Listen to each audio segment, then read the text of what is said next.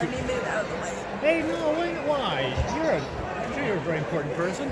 We are here with Edward James Olmos, a man I basically grew up watching, and you don't look that much older than I am. Well, I'm 72. I know I look good, but I'm an oldie. The hairline says otherwise. Oh, yeah, well, I still have my hair. Yes, but very much so. It's a lot different than it was in the good old days. Oh man, you had a face. A lot of dark black hair. Yeah. Yes. So, specifically, first of all, how's it feel being a picture? Have you been this far north before? No.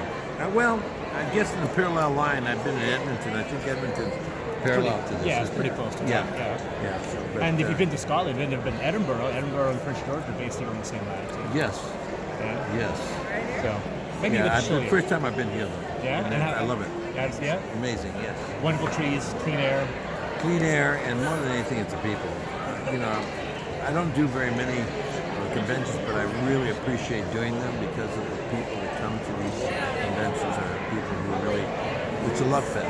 So it's really a time well spent on this earth. Yeah. 4 years plus. Thank you. Welcome, and thank you for coming down. 4 years of Battlestar Galactica. I mean, I grew up with Blade Runner. Even the Ray Bradbury one you were in. Oh, the wonderful ice cream suit. Yes. Yeah.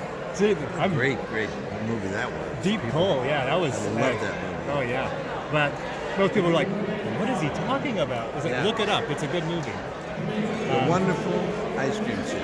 Wonderful ice cream. Really amazing piece of work. Yeah, but Blade Runner, which a role you returned 30 years later from. Well, 1980. Yeah, 1980. And then 2017, 18. Yeah. Made it 17, I think. Yeah. For your role of Gaff, you constructed a language. It's interesting. You contributed to the genre of cyberpunk because you designed that gutter speak. Yeah. And it became part and parcel of the genre that you guys helped create. So you contributed to this genre. Yeah, I created that city speak, it's called. Yeah. Yeah, I created that for that character in that. Yeah, that's ingenious because when you look at the cyberpunk novels, the books, the settings, the RPGs, they speak of that language. And they're like, that wasn't invented by William Gibson, that was invented by you. So it's like one of those things where there's this legacy that you've contributed to an entire genre in the same way that Battlestar Galactica has, you helped define a science fiction genre. You're like, you understand, he has contributed something that everybody utilizes. And we see it later, other films that have taken that same idea of this patois, this melding of different languages. Was that really difficult? No, it wasn't. As a matter of fact, it's probably more being used today more than ever because people who really understand the languages that I was speaking at the time say, no, it was correct. The way you used them was correct. Yeah. So the grammar that was used in the structure of the sentence that I was saying to each language that I used it in was correct to the sentence. So I went to Berlin. So Well, that's a lot of help. That's a tribute to your skill and the performance. And then you returned to the role in Blade Runner 2049 with Denis Villeneuve. You were just talking with a couple of people about that. How did it feel to return to a role after so many years? I was grateful that they used the character. I would have been angry if you weren't. You know, it was an afterthought.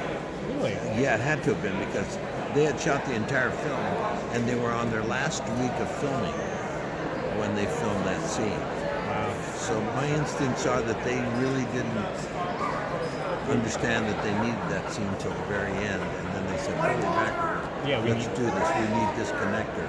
Yeah. He's got to go out looking. He's got to find a way of telling the audience without telling the audience. You know, I'm looking for my father, and I'm out trying to.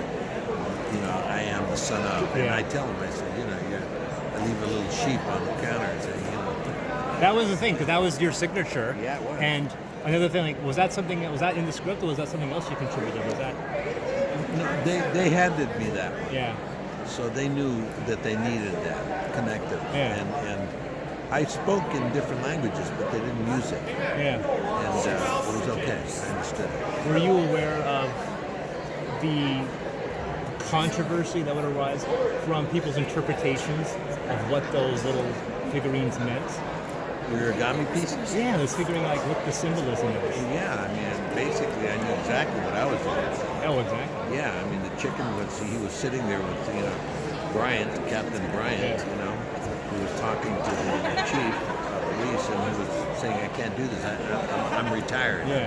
And so I called him a chicken. By putting the chicken out there, I didn't have to say, hey, you're a chicken. I saw that film about half a dozen times before it picked up. Oh, yeah. I mean, literally at the end. But then the last one, the unicorn. Unicorn was Ridley Scott's idea. Yeah, those people. I had blew my mind. When I saw it, I didn't know that they were going to do that. Yeah. I didn't know he was going to take it that far. And it worked perfectly because what it did, it made, first of all, my character, it brought a resounding hook to the entire story by making, Decker a replicant. So do you subscribe to that theory? Oh, yeah. Oh, yeah? Big time. He was. Because the sequel was...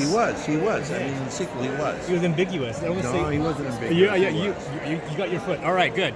Him and his... I agree. I just one of those things where I want to... And together, they had a child. Yeah. And that was really amazing that they were able to reproduce. And that was the whole idea of why that young child was so important. Yeah, very. Oh, but spoilers, by the way. Oh, big spoiler. But the film's... If you haven't seen it... it's a huge spoiler. Yeah, but it's also, if you haven't seen it, what are you waiting for? Come on. Come on. It's an amazing film. Visually, it's fantastic. Do you think that they'll return to a third time? They've done it. Yeah? Yeah, if you get the two pieces of work, you'll see a complete, full, concept was created.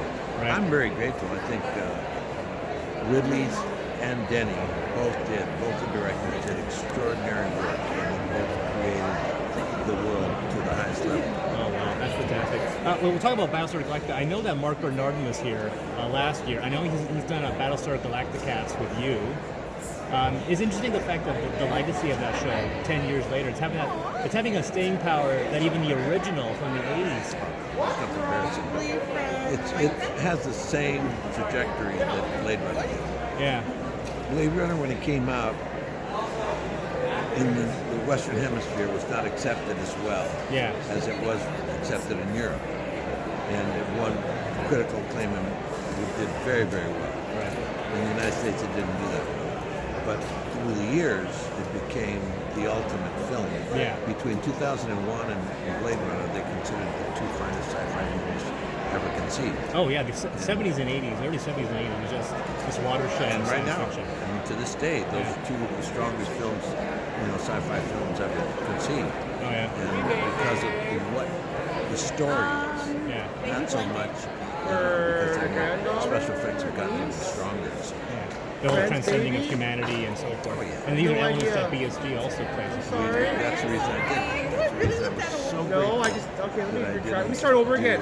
Hey, what are you making? It is. I got asked if I was making now I've always in the mix. All right, you start doing In that case, I was very grateful that I waited because I was offered other participation in science fiction.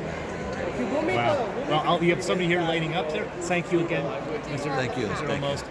One of the most admired actors of our generation, and a man that I'm giddy sitting next to. Edward James Olmos, Northern FanCon. He's here all day. Thanks for coming. Thank you.